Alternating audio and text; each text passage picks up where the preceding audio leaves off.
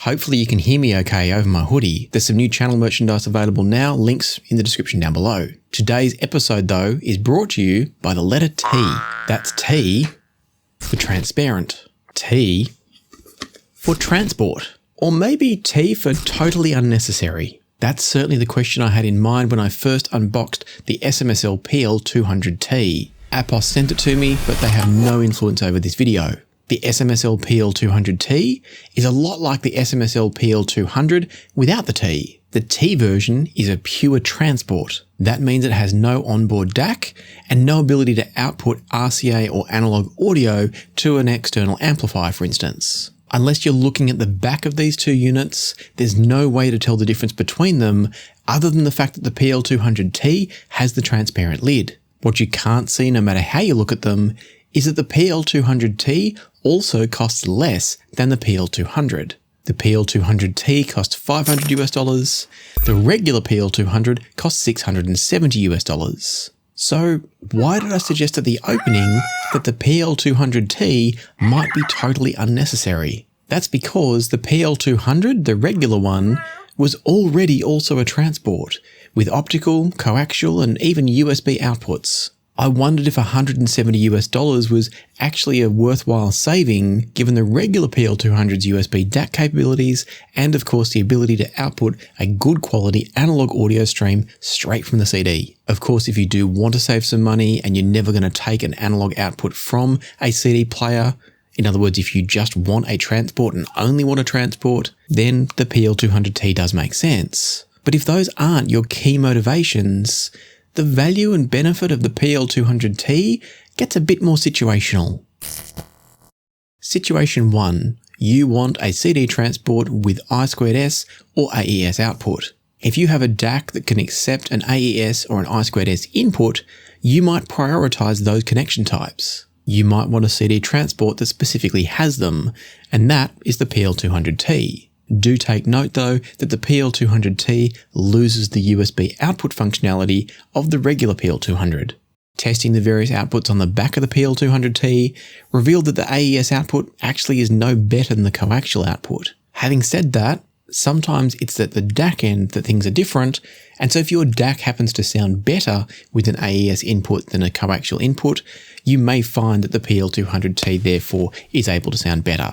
But that's about the DAC, not so much about the PL200T. The shift to I2S though had more of a benefit. Comparing the I2S output of the PL200T to the coaxial and the AES outputs showed that I was able to hear a little bit more sense of texture and detail or resolution via the I2S. It wasn't a big shift in quality, but there was one. And so if you absolutely want a CD transport with I2S or AES, the PL200T is clearly a better choice than the regular PL200. But just don't go into it expecting massive sonic upgrades because there's either going to be no difference between them if we're talking coaxial versus AES, or you might get a slight improvement but not a massive one with I2S.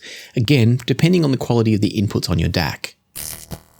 Situation 2, you need both a CD transport and a digital-to-digital converter. Yes, the PL200T can also act as a digital-to-digital converter or DDC. You can send a USB-C input into the PL200T and then output that signal via I2S, AES, coaxial, or optical. That's a really cool feature for people who might want to be able to connect a PC or a streamer and a CD transport to their DAC. What you could do here is connect, say, your streamer via USB into the PL200T and then output via, say, I2S into your DAC and then listen to both sources, your streamer and your CDs, through that same I2S input. It means you only have to use a single input on your DAC, but you can run two different devices into it. And where that could be really handy is for people that have a DAC that's specifically better with a certain type of input, like I2S. As a bonus, there is a chance that the digital-to-digital conversion process could slightly improve the sound quality. I say could slightly because A, it's going to be very minimal what it's going to do, and secondly, it's going to depend a lot on the quality of the source device, the streamer, the computer, etc. And how that all comes about is that the digital-to-digital conversion process can often help to isolate any noise from the upstream device from getting into your downstream DAC. So there's no guarantees it will improve the sound, but it might. It's more about the convenience of having two different digital inputs going to one digital connection on your DAC. And having that sort of connection set up might get you wondering if the USB source input to the PL200T sounds as good or better than the CD playback from the PL200T. As it turns out, I couldn't confidently separate the quality of the DDC playback from the PL200T from the CD playback of the PL200T. Both sounded excellent. Listening to Scheherazade, the CD playback might have sounded just a little bit better. It might have delivered just a little bit better clarity in the sound and focus of the image of the sound. But with the short delay that was unavoidable switching between the USB source device and the CD as the source, it was impossible to say for certain. What that means is that both options are providing excellent sound quality that's detailed, transparent, tonally balanced, and just generally refined.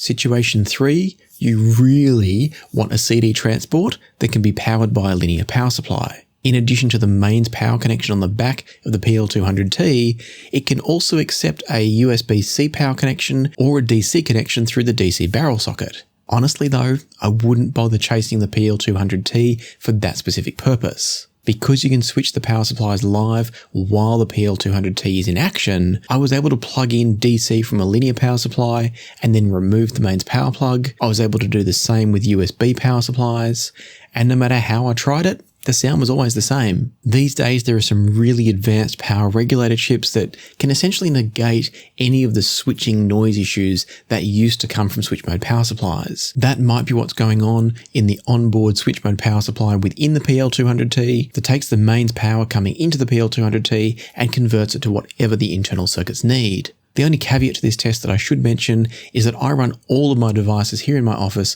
from a couple of super low-rad power boards. These are a filtering power board with no filtering at one end and maximum filtering at the other, so you can choose which devices need more filtering. And generally digital devices need more filtering. Things like amplifiers you don't want filters on in most cases. And so I use those for all of my different devices, and that may have leveled the playing field a little bit. But knowing that I've tested a whole lot of other products with those power boards and noticed significant differences between different power supply types, I think it's more about the PL200T. So realistically, I would just power it always from mains power, or maybe even just let it get powered by the USB-C connection if you're plugging it into a device that can provide the power, such as a computer. Situation 4, you want a CD transport, and you're making the assumption that having none of the DAC or analog circuitry that the PL200 has will make the PL200T sound better because it's a dedicated digital-only device. While the PL200T doesn't have the DAC and the analog circuitry of the irregular PL200, what's filled that space is some extra circuitry to handle the input from external clocks. The PL200T is versatile enough to let you choose between a 10 MHz or a 44.1 kHz incoming clock signal, as well as changing the circuit to suit a 50 ohm or a 75 ohm connection. I don't have an external clock here to test it with, so I can't tell you how well that all works, but I can also tell you that it's something that not very many people are going to use. Not saying you shouldn't use it, just that it's not very common for people to use it. And so it's not as though the space that's been left by the DAC and the analog circuits being removed from the PL200 have been left empty or used for additional digital capabilities from a digital output quality point of view, but it did still warrant some testing. As I listened to both the PL200 and the PL200T operating as transports, I did feel like maybe the PL200, the original regular one, was delivering just a slightly greater sense of clarity and articulation. However, sometimes a sense of clarity or articulation can actually be caused by some extra system noise. In other words, the PL200T might have been producing a more refined sound, and the sense of clarity I was hearing in the PL200 might have been a sign that it's not quite as good. Logic would suggest that the PL200T, with its dedication to digital outputs only, should sound as good or better than the regular PL200. The more I listened though, the more I began to think that there were such small differences that they might have actually been in my head. I suspect these two CD transports sound either identical or as close to identical as makes no difference. And that means that the PL200T is indeed a fantastic option if you just want a CD transport. If you're never going to want to connect a CD player directly to an amplifier or a set of active speakers, then you should save the money and just buy the PL200T. You're sacrificing some versatility, in other words, the ability to have analog and digital connections, for some additional digital connection opportunities. But sound quality remains identical or as good as identical from both devices. And that's great because the PL200 was already my go-to CD transport of choice. It's a wonderful sounding device with an excellent balance of performance and value for money. And now it's just fantastic that we've got more choices available. And speaking of those choices, I'll link you through to both in the description down below, so you can choose the regular PL200 or the PL200T, whichever suits your needs better. And if you want to know more about the regular PL200 and why I think it's such a great CD player and CD transport, I've pinned my full review of that one here at the end for you, so watch that next. In the meantime, thank you to YouTube channel members, thank you to channel Patreon members, and thank you to those of you who leave super thanks on videos like this one. And until next time, happy listening, be kind to each other, and I'll see you here again soon on Passion for Sound.